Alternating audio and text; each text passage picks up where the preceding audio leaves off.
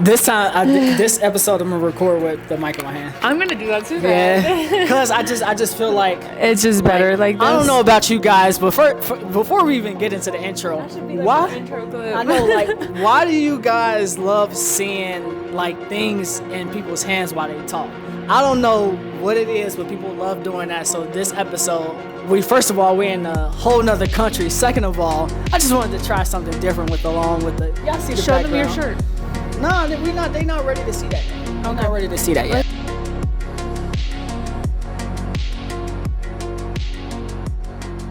Hey, you guys, my name is Jasmine. And this is Matthew Cohn. And this is the 1% Better Everyday podcast. So today we have a very special episode. My brother's in the background, so it's like really hard to be serious right now. But today we are in Mexico, Michoacan. We came to my mom's town where she's from. So I think it's really cool because we get to do a different episode where... I know y'all just heard that in the Fireworks. background. Pop, pop, pop, pop, pop, pop, pop. But anyways, y'all gotta see the jersey. Like, we getting it popping with the Mexico jersey. I know y'all see the background. We got the clothes, we got the trucks. So y'all really know we here. We are actually in Mexico. Shout out to my amazing girlfriend. First of all, I want to say thank you to her family. I felt nothing but home being here. It's been absolutely amazing. We only 4 days in. We got here on Monday.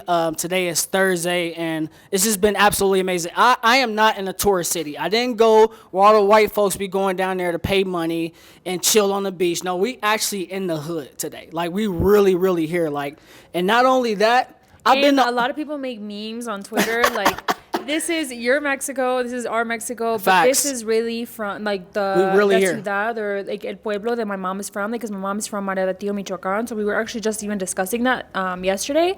Let me know down below, do you guys think that Marabatío is a city or a town? Because my family said that it was a little pueblito, but I want to know your guys' thoughts. But City. We came to visit some familia porque es los 15 años de mi prima, Yesenia, so I'm really privileged to be able to experience that with her. And also we wanted to share like an episode where you guys get to see, you know, where I'm from, where my mom's from, like my roots, and you guys get to meet a little bit more of my family, so you guys are going to get to hear from my brother. But yeah, I'm just glad that he's been enjoying his experience, because I even asked him, like, how does it feel to be in another country? Are you a service-based entrepreneur that provides some kind of service, but you don't know how to create content in order to convert someone from following you into a paying client? I'm going to tell you exactly what to post in order to start generating more leads, attract high-paying clients, and get more DMs than you can possibly answer. I will help you how to find your niche, how to find your target audience, and craft offers that will attract top buyers every time you go to make a post. Text me content to 513-516-7332 to learn more on how you can get mentored by me for only $99 a month. First of all, like, so many new things are happening for me.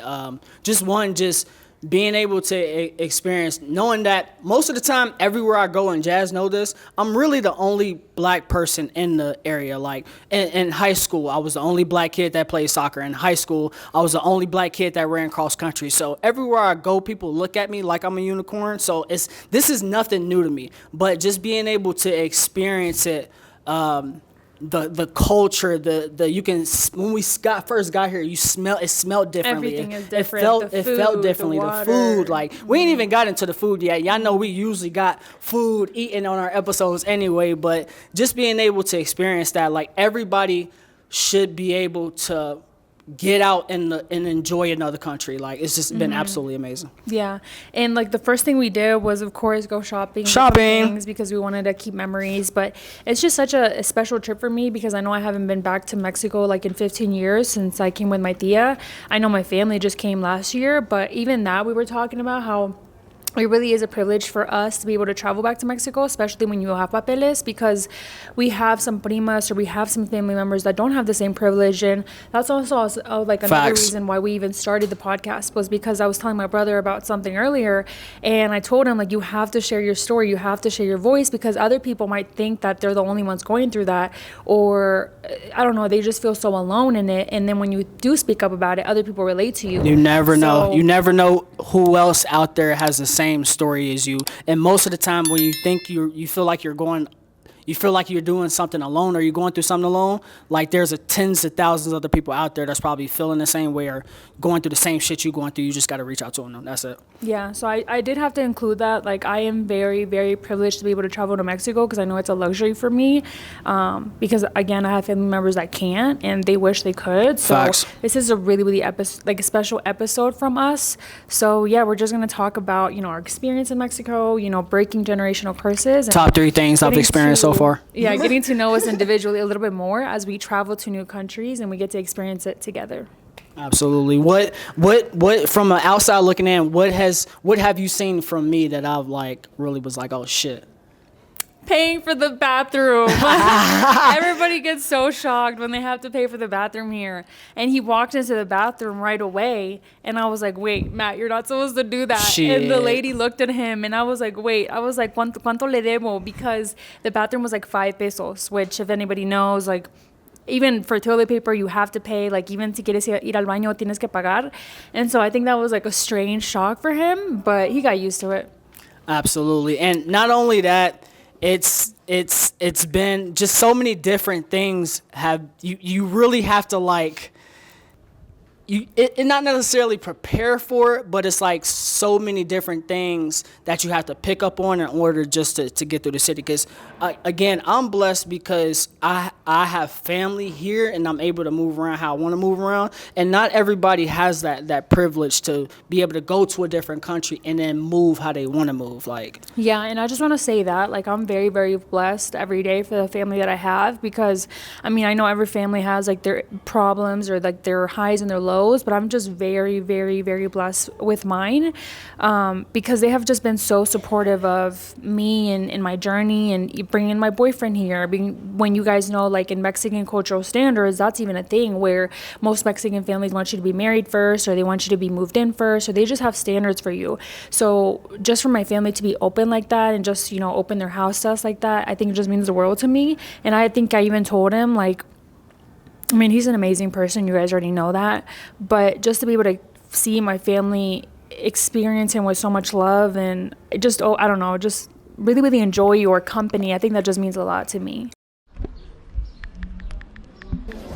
Matt, I need your help growing my social media audience. All right, guys, if you need help growing your social media audience, make sure you text 602-390-7002. Once again, it's 602-390-7002. I'll even add to that. I think when you're a good person at heart, great things consistently continue to happen to you too. So, the conversation we was outside talking about when I was out flying the drone, I was telling Jazz that I meant to be here for a reason, being able to show people there's more out there in the world than just what they're used to seeing. We already got so many visionary ideas, so many business ideas. Oh man, so many business ideas, man. Outside of just business, so many. Spend your American dollars in Mexico if you can, please. I love being able to do that. I love just being able to cash out on whatever store I go to, because I'm down. I get to put my money, I get to put my hard-earned American dollars back into their community. That's what I love. And support the locals. Facts. I think that's so important for me porque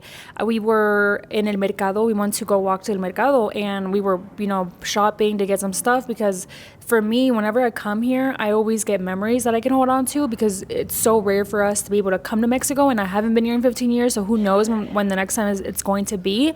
But I say that to say when I do buy things from here, I take it very seriously because I like supporting local businesses and locals. And I even asked this one guy, how much time did you spend on this ring? I don't know if you guys can see it. It's like a pink thread ring. Close to your head, Jess. Remember, the focus is right there. I don't know if you guys can fucked see it. this up again, y'all. Tech girl problems when your boyfriend's in the tech and you're not. But I don't know if you guys can see it. And it has a little pearl and tiene como a little rose. I don't know cómo se dice in English, a listón or it looks like a pink pearl wrapped in really fine. Yeah, it looks really nice. I asked him, how long does this take you? And he said, once you get experience, 15 minutes. But I think that I just value that so much because I see how hard the people work out here. I come from una familia que ha trabajado muy duro toda su vida y siempre está trabajando para que tengamos una vida mejor. So it just means a lot to me. Absolutely. Yeah. Let's go over I want to know your top 3 things that you love about being back in Mexico. Yeah. Well, specifically in Marabatío, in Michoacán. Pause. Oh. Go. Specifically being in Michoacán, Marabatío, I love being with my family and just reconnecting with like old primas or just primas that I can't see on an everyday basis because they only live in Mexico. I got to see one of my primas that I haven't seen in almost 15 years, and it was just good to reconnect with her. And then also I love being able to just walk everywhere.